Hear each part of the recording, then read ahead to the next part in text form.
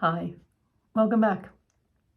I am filming on a Sunday as a catch-up and to let you know what I've started reading since the last video, what I've finished and what I've picked up at the library. Today's Sunday. I'm normally at the library on Sunday. Our library is open on Sundays, which is fantastic. But our routine is usually that we go to the climbing gym on Sundays. We get there really early. It opens up at 8. We're usually there by 8:20, and then spend some time there and then head over to the library in the city, since we're already in the city. And there's coffee in between, of course. But I was able to go to the library on Friday, Veterans Day, because I was off, and I got that done. So as is the case with the library, I was picking up a ton of holds. I didn't realize how many had come in at the same time. That was really surprising. There was a huge stack, and I'm not even going to talk about some of the books that are in that stack because I think I'm just going to return them for now. Too many. And I then eyeballed some books there. I go to the main branch, which is in the city, so there's a lot of books available. But that was before I got the holds, so I checked out books, and then they brought me this big stack of holds, and it was crazy. But I read over the last couple days, because I think this was part of what I picked up. I read and finished Tove. I might have already had this. I can't remember now.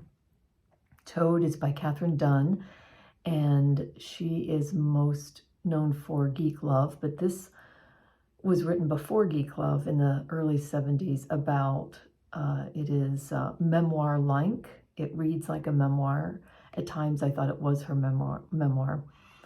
But it is a woman named Sally, a young woman who's going to college. She is living on her own, which is important to the story. She's doing exactly what she wants to do. She has hardly any money. She's got a little bit of income, which she explains why that is. And her friends, and her voice is so unique. And when you think about the time it was written in, it makes it even more unique. It would be unique today, but it's even more unique because it was written in the 70s. It's unique in that it is kind of an androgynous voice in the way that she writes about things. Sometimes the way she writes is gross and yucky and smelly and things that you don't normally read about, other than in my case, male writers. But that's what I loved about this story, is that kind of writing. It does have some writing about suicidal thoughts, and so it is a dark book in places. And near the end, it has a scene that I will just say, having to do with her friends, some animal cruelty, which really got to me, I think because it was near the end and it just came out of nowhere. So just be aware of that. I think if it had been earlier, it might have been within the midst of the story, but that was hard to take. I still think that it's worth reading the voice of her writing. I don't know anything about Geek Love and whether I'll read that, but I'm really happy that I read this. So while I was at the library, I found this book, Valley of the Birdtail, that was so intriguing. I want to ask Sean, the book maniac, if he has talked about this, if he's read it. This is a book about an Indian reserve and a white town across the river or creek. The river or creek is called Birdtail. The town is called Rossburn, and the reserve is of the Weiwei Campo people, and I don't know, of course, whether I'm sorry, Weiwei Si Capo Indian Reserve. And what I really enjoy about this book, and the reason I picked it up, is it's written by two people. I'll call him a Canadian settler. This is set in Canada, sorry, in Manitoba, and someone who is from the Beaver clan of the Opaskwayak Creek Nation, and I'm sure I'm butchering all of that. So it's a settler and someone who is of indigenous heritage, and so they're writing this book together about the history of Rossburn, the history of the reserve, going way back, and then also talking about today and how the town and the reserve have crossed over and both at times worked with each other, not worked with each other. Sometimes the reserve has an idea and implements it. Sometimes Rossburn has an idea about the school system and integration, and they try that. I'm not even halfway through, so many really enlightening things in terms of the history of Rossburn and of the reserve so far is filling my brain, and I'm really happy to be reading this book and learning more about that history. And then this is actually a hold. I saw this in the New York Times, Cheap Land, Colorado, Off-Gridders at America's Edge. It's written by a journalist, Ted Conover, and it's about the flats in the southwestern part of Colorado, the San Luis Valley. And I don't know if this is still true today, but for many decades, you could buy 5 acres of land for about $5,000. And it used to be sold as a dream for people in the 50s and 60s and even the 70s, where people would buy these 5-acre plots of land for sight unseen a lot of the time. There's no septic on this land, so people never did build on it, and then they would sell it even on eBay. Today, they're selling these plots of land. I gather that there are some of these plots that are in a certain county where septic is required. And so there are enforcement officers that try to go out and enforce the septic systems. And many people don't have the septic systems. They have outhouses and various things. But Conover, this journalist, tries to enmesh himself in the community by volunteering for a nonprofit trying to prevent homelessness during the bitter winters. And they also just help people with wood, which is the primary source of heat. And what he finds is an unexpected diversity. He says here, veterans with PTSD, families, homeschooling, addicts, young and old, gay people, people of color, lovers of guns and marijuana, people with social anxiety, all trying to be self-sufficient. And there are some preppers.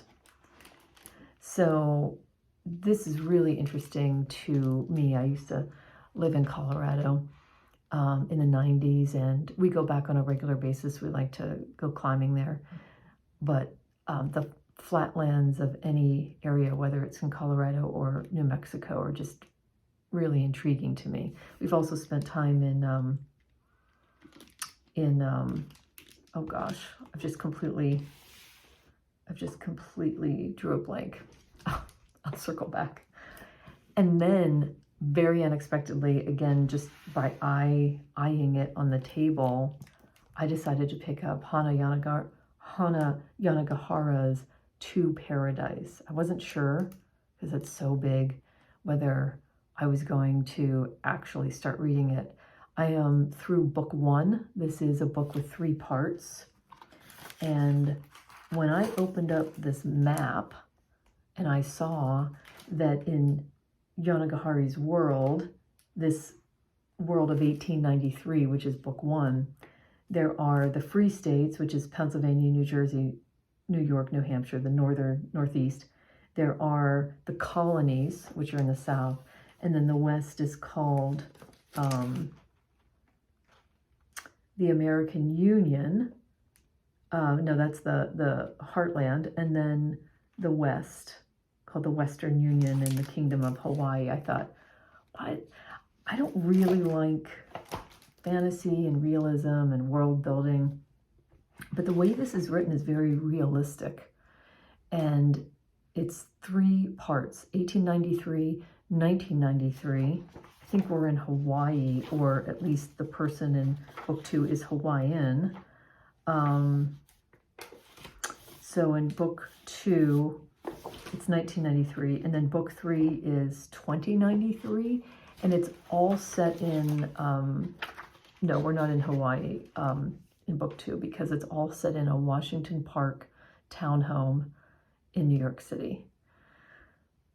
I have not read A Little Life. This is my first Yanagihari. I cannot get enough of it. It's a page turner. I love her writing. It's so real. I don't mind at all. The 1893 world, it was very fascinating. It wasn't too made up, but it was really interesting, the choices she made to create this alternative 1893. Still very much in 1893, but there are a couple things that are different about the way the country is divided and what people can do in the free states that they can't do in other places. It's just fascinating. Her writing is amazing. And I'll just end by saying the other holds that I got. First, I still have the Bliss Montage, not the Bliss Montage, Bliss Montage by Ling. It's a book of short stories. I haven't returned it to the library. I don't know if I'm going to read it. I just haven't gotten to it yet. And I don't remember why I reserved this, but it's Antarctica. It was written in 1999 by Claire Keegan. It's a book of short stories. I'd forgotten it's short stories. I'm not a big short story reader, which is why I haven't read the Bliss Montage. So I don't know whether I'll get to that. And then the other hold I got was the Copenhagen Trilogy. And now that I've picked up this huge book, I don't know if I'll get to this. I'll have to maybe return it and then get it out again. I don't know too much about this trilogy. I thought it was a memoir, but I guess it's not a memoir. And it's in 3 parts, but it's all in one book in this particular case. And I'll probably start reading a couple pages just to see what the writing's like, because I've just been so intrigued. I see this a lot on Bookstagram, and I want to dig into her writing. And she is Dutch, so I'm just interested in hearing her voice and why this is so intriguing to so many people. I think that's it for now. Thanks for listening.